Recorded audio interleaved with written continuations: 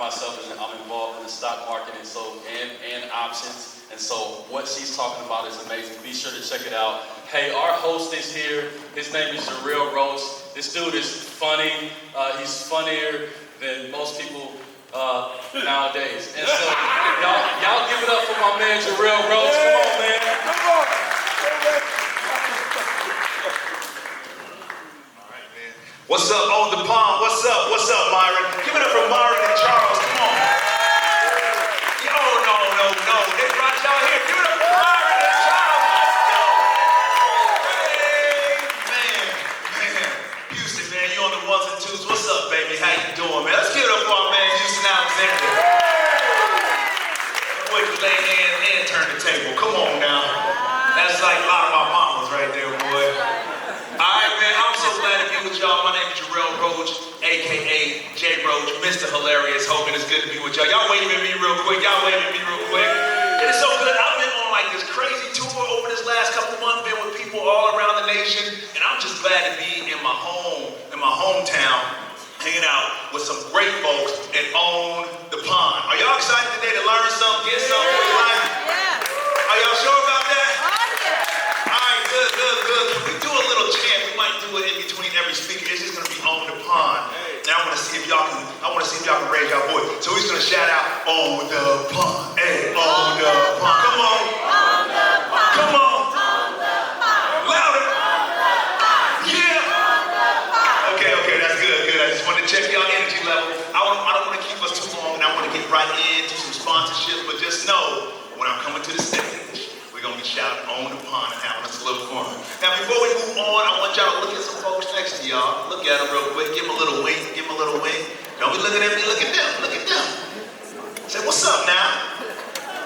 Yeah, give them a little wink. Give them a little tooth click. Say, hey, you, what's up? Say, welcome to On the Pond. All right.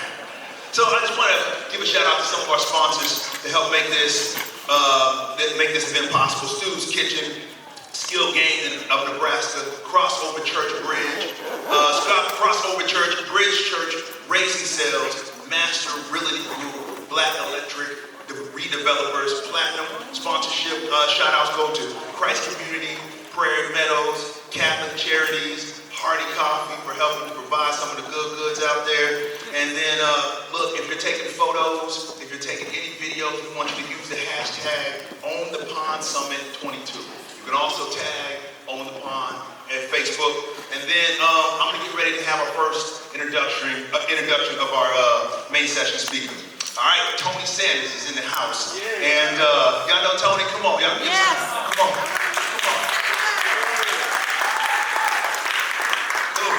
If y'all was like me, I'd be like, yeah, I don't know who Tony is, but yeah, okay. But I believe y'all know, man, this dude is dope. I know he's going to bring it. He's got tons of experience. And let me just read a little bit about Tony. Tony is the founding pastor of Koinonia and Friends of Christ. He has been preaching for 32 years, been pastoring for 18 years. He's married to Shawntree Sanders for 28 years. They have 4 children for 28 years. Tony's a serial entrepreneur, author of 7 books, and an international bestseller, international speaker, and consultant. I want y'all to make some On the Pond noise for Tony Sanders as he comes to the stage.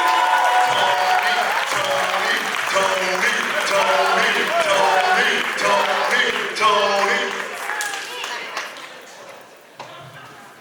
What's up? Yeah. Y'all hear me? No.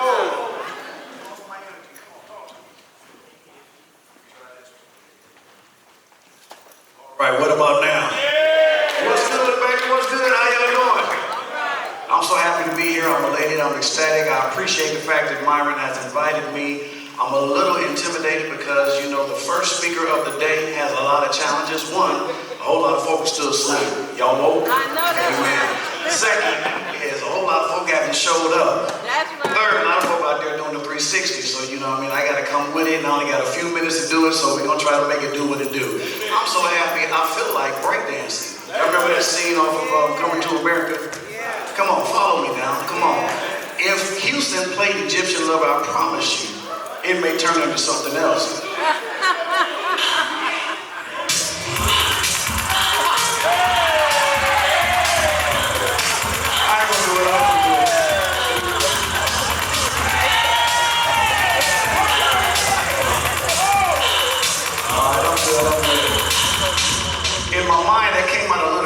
Okay, I saw myself spinning, doing a turtle, all those things I used to do back in the day.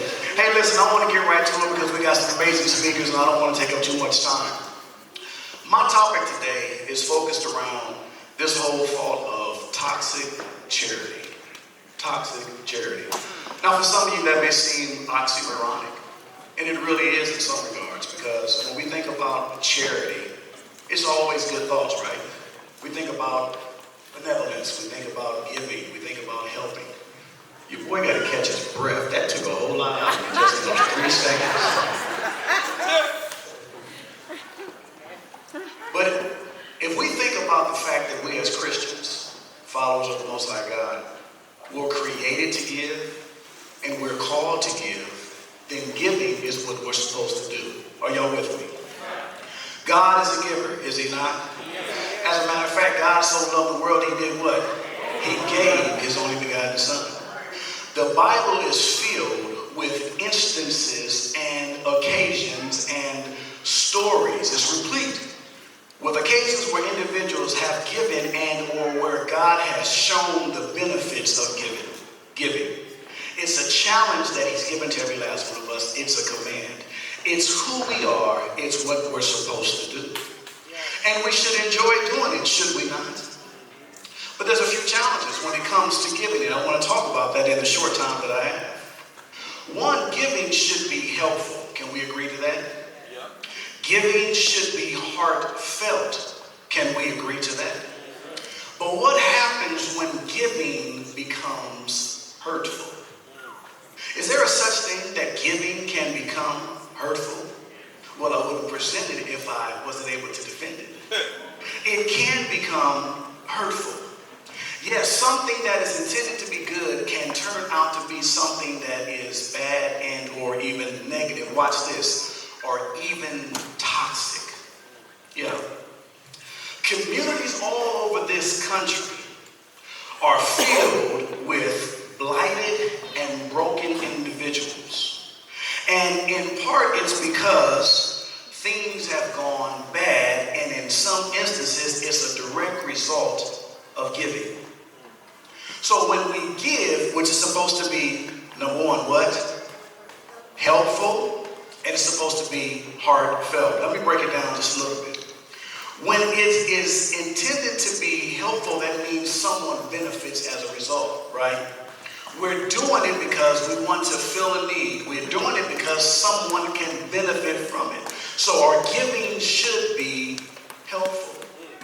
But our giving also should be heartfelt. It ought to be genuine and it ought to be sincere. And I would go out on a limb to suggest and to conclude that everyone in here who's a giver, everyone's a giver, right? Because it's the DNA of the believer. As followers of the Most High God, it's who we're created to do, it's who we're called to be, and what we're called to do. And so everyone in here, when we give, we do it with the right intentions. We want to be helpful. We do it because we are sincere and genuine. It is heartfelt. But what happens is it becomes hurtful and or toxic because there's a messed up infrastructure. Now, I don't want to get political, and I won't talk upon this today, but there's a messed up infrastructure. Watch this. But there also is a messed up mindset and or mentality.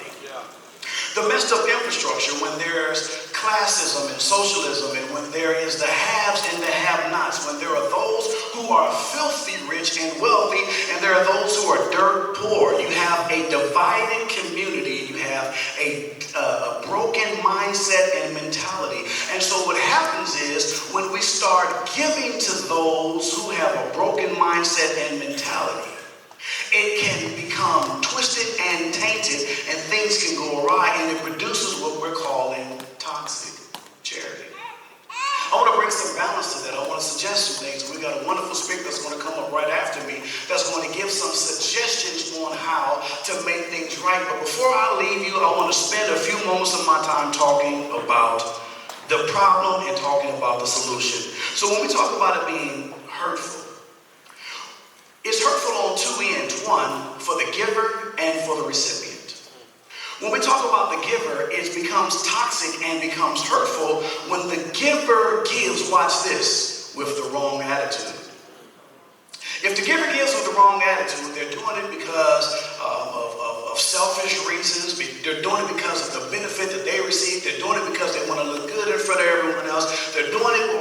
other motives, it becomes toxic on the end and on the side of the giver.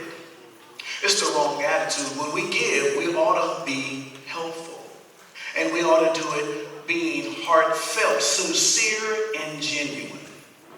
But then it's toxic on the other side of the recipient. Watch this. When the recipient receives without gratitude. So when the giver has the wrong attitude and when the recipient has no gratitude. Can I give you a real life illustration and example? I started preaching 32 years ago. I know I only look 35. Is that a stretch? I just celebrated 50, June 24th. 50. Well, watch this. 32 years ago, I started preaching. My ministry began in the streets because that's where I come from. We keep it hood. But yet we turn it good and do the most good in the hood. Did that wrong. So we went out to the streets. We identified cats who were out there stood, slanging and banging and what have you. I mean, we talk back in the 80s when gangs was real high and all that stuff. And the only groups out there was my group, Frontline Ministries. There was Bishop Barlow and his crew, and there were the Mad Dads. And we were out there and we're talking to the gangsters and the pranksters and the wanksters and anybody else who would listen. And my ministry, when I gave birth to the ministry, I went to the clubs. Yeah, I was still clubbing. But I went with flyers and tracts. And people looked at me like I was crazy. But you know what? They listened. Why? Because of the little street cred that I had. And they said, well, man, if God took him out, maybe he can take me out. So they listened. We prayed for people. Started doing prison ministry on a whole other level. Started doing ministry to the homeless and gangsters and going to the prisons and going to the court system. And they would court order people to our program. That's kind of how my ministry birthed. And that's who I was. That's who I still am. But while out there, we're trying to do the most good in the hood, right? So right down the street here, Tommy Rose Garden. Some of y'all remember Tommy Rose Garden. Y'all remember Myatt Park and all that. So we would go and we would give and we would do the best we could and give out turkeys and all that stuff and hams and all kind of things, meeting needs. But what happened is it became hurtful in these regards because we were giving to people in some instances that had no gratitude. Right. And because they had no gratitude, they became expectant. As a matter of fact, they became indignant. Yeah. Some folk would tell us, this is all you got? Right. Some folk would say, I need more. Some folk wouldn't even say thank you. It was all type of things that were happening. And we discovered that our giving no longer was helpful. It was actually becoming hurtful. Right. When there's a certain mindset of mentality that has not been addressed, then what we're doing is we're not helping individuals, even though we have the right attitude and we have the right motives. Come on, talk to me, somebody. I only got a few minutes left. Can I keep up the time for me? Watch this. So in those instances where thinking we're meeting needs, but we got to the point where we were no longer meeting needs, and we were actually feeding the problem. I'm going to talk about that just in a few moments as I close out my presentation. I want to ask you a question. What do you do? What do we do to resolve this and or to reverse this? Right. I'm glad you asked. You asked really good questions. Number one, we must be strategic. And number two, we must be specific. Okay. Specific in what we are doing and who we're doing it to and the reason for which we are doing it. Yeah. Not only must we be specific, but we must be strategic. There must be some type of plan and or there must be some type of transition because watch this. Many people don't understand the difference between enabling and empowerment. And what ends up happening is we're doing good for all the right reasons, but we end up enabling people. Why? Because of the messed up mindset and because of the messed up infrastructure. Y'all thought I was just talking, right? All this ties together. Right. And so as we talk about and or as we attempt to address the infrastructure, that's a whole nother presentation. Invite me back, Myron. We'll talk about that. That's a different presentation, and we must deal with the infrastructure, but we also must deal with the messed up mentality and the mindset. Because if you don't change the mindset, then what happens is all this giving is good reasons, good intentions, but it's not helping, it's hurtful. Why? Because we're enabling instead of empowering. And so in enabling, watch this, we have people that walk away without any gratitude. and they expect you to do it. They demand that you do it. Watch this. And they get upset when you stop doing it. So we had concerts, we had parties, we had Christmas venues. We would feed all these people and what have you, and folk were ungrateful. We bought all kind of gifts. We sponsored families. We were doing all these good things. But because the mindset and mentality had not been changed, individuals were not appreciative. And matter of fact, there were so many other agencies, it became oversaturated with all these people giving. So now it was no longer meaningful. So yes, giving, charity can become toxic. And it's toxic on both ends, the giver and the recipient, when things are imbalanced. I feel like my time is running out, so let me hurry to an end. You've heard the adage. Matter of fact, this is what this conference really birthed and produced from that whole mindset and mentality of you give a person a fish, they're going to grub for about 10, 15, 20 minutes. Matter of fact, we got fried catfish on Taste of Heaven Mobile Restaurant the other day. Shameless plug, amen. I am proud of you. Come and check us out. Watch this. You give a person a fish, they're going to eat that fish sandwich, and they're going to grub for the day. Later on, they're going to be hungry again. But the adage says what? Teach them how to fish, and they can eat for the rest of their lives. But Myron takes this thing to a whole other level. He said, no, we're going to buy the whole doggone pond. Let's go to the pond. So let's talk about that in my closing moments. Watch this. You give that person a fish, and they have that fish sandwich. So if you give them a fish daily, then watch this. It can very easily produce toxicity and or produce toxic charity, which creates codependency. Because now that person is relying upon me, what? To show up every day and provide that fish. Or we need to coordinate our schedule so that we're at a certain place at a certain time so that fish sandwich is ready when you need it. We've addressed an immediate need, but it's only temporal. Preach, Pastor Sanders. I'm going to do that tomorrow. I'm just talking right now. So we got codependency. Watch this. But not only does it produce and create codependency, but watch this. It ends up clipping the wings of the recipient. Because now what we've done is we've taught them and trained them to come and rely and depend upon us. So now their wings have been clipped and they have not learned self-sufficiency and independence. But not only codependency, not only clipping the wings, but watch this. They are now therefore crippled. And so for the rest of their life, they will always be at a disadvantage because they are disabled. Man, I'm starting to feel this thing. Watch this. So what now happens is we cause them to lose drive. We cause them to lose determination. We cause them to lose desire. And we cause them, watch this, and or create where we disrupt destiny.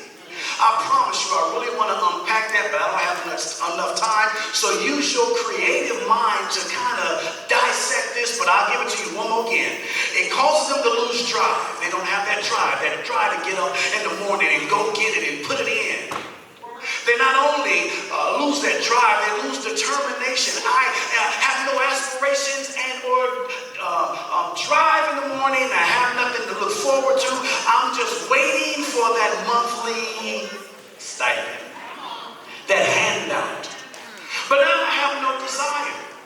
And so what happens is I end up disrupting destiny, and this person is on autopilot for the rest of their lives. I've met so many people who don't want more, who don't want better. They want to stay exactly where they are because it's safe.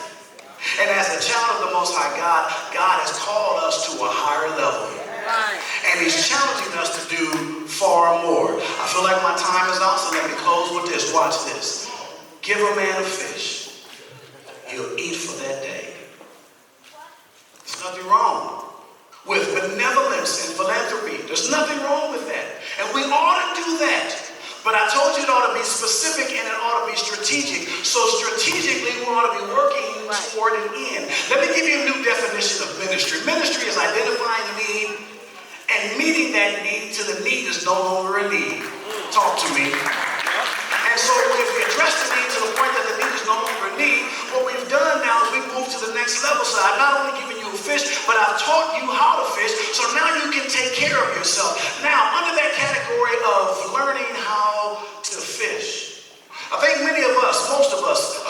number of us are under that category, being as though we are entrepreneurs and business owners and what have you.